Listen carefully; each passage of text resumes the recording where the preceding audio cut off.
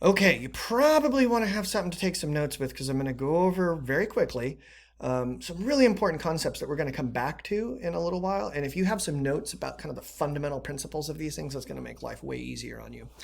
So, we're on this epistemological journey. Yeah, we're looking at questions about knowledge and what exactly makes knowledge different from belief and how we acquire knowledge.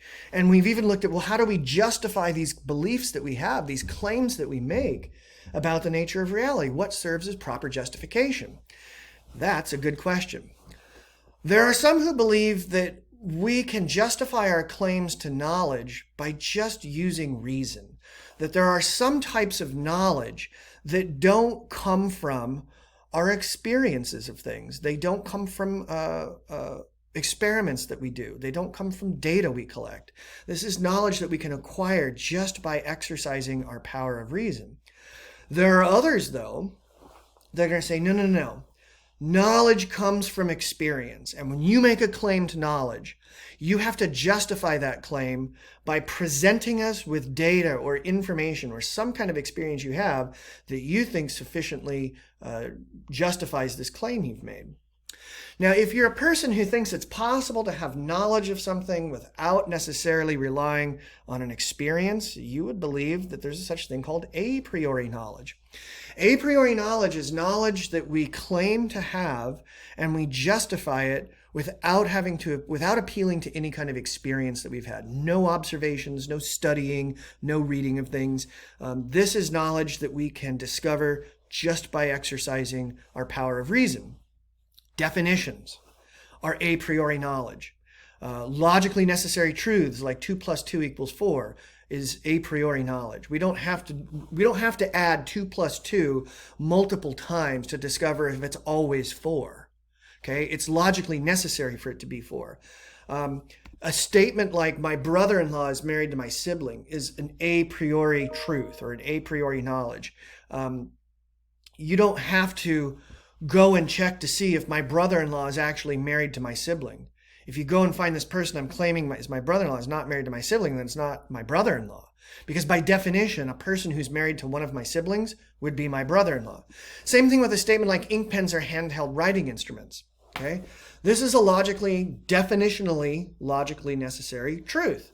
If you wanted to verify if that's what in fact ink pens are, maybe you could go out into the world, go to CVS, go to art supply stores, and walk in the door and say, hey, do you have any handheld writing instruments? Because I'm doing a study to see if they're really all ink pens.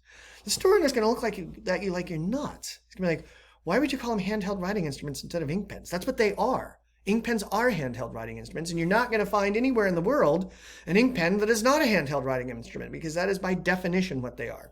All right, so these are logically necessary truths. These are definitionally necessary truths. It's either raining outside or it's not raining outside. Right now it's not raining, okay? But I didn't have to check to see whether it's true that it's either not raining or it's raining. It has to be one or the other at any given time in the same place. There's no way for that statement to be false. You know that all triangles are three-sided figures. And you came to that conclusion not by going out into the world and making a bunch of observations of various triangles and saying, yep, I looked at 1,000 triangles and they're all three-sided figures. We would look at you like, well, that was a big waste of time, because by definition, a triangle is a three-sided figure.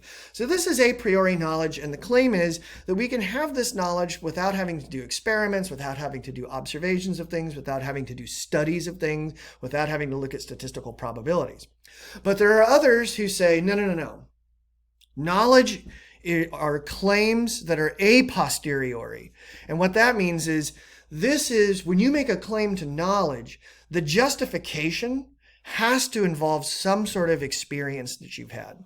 You have run laboratory experiments. You have had an experience yourself of some phenomenon. You have read studies. You've done statistical analysis. But you have some experience that you have had that justifies the claim to the knowledge. Okay? So you think about a statement like, at night, the air temperature is cooler than the day. That's not a logically necessary or a definitionally necessary truth. That would be a claim to knowledge that we would make based on some analysis of data that we've collected or some experience that we've had of daytime and nighttime temperatures. And it's not necessarily a true statement. It could be false. We could get it wrong. Same thing with like a statement like CR is located south of Eureka off Highway 101. Well, there's nothing logically necessary about that. If you wanted to claim that you have that knowledge, we would ask you why. Why do you think that that's true? Why do you think you know that? And then you might whip out a map. Or you might get us in the car and take us down and say, see, it's right there, right off the side of Highway 101. And so these are a posteriori claims to knowledge. A unicorn lives in my backyard. That is not a logically necessary truth. I have to look out of my backyard to see if there's a unicorn there. And if there is, then the statement is true. And if there's not, then the statement is false. So what we're going to want to be considering here as we roll forward is a couple of things.